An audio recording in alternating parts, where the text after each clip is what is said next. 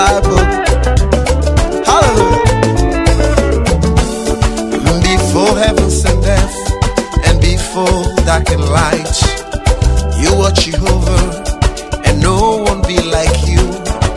Miracle working God, promise keeper, way maker, rich kind God.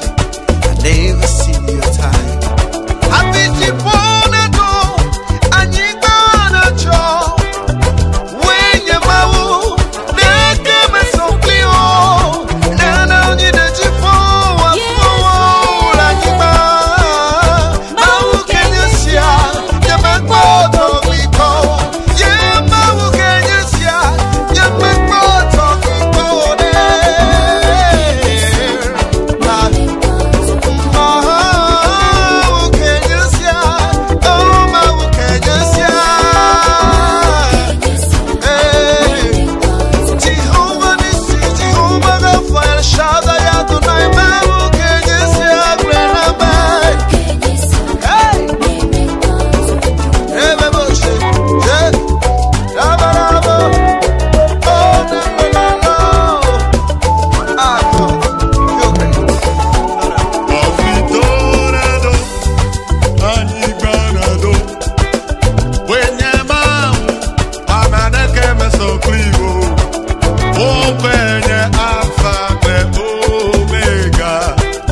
MAWU KAE NYE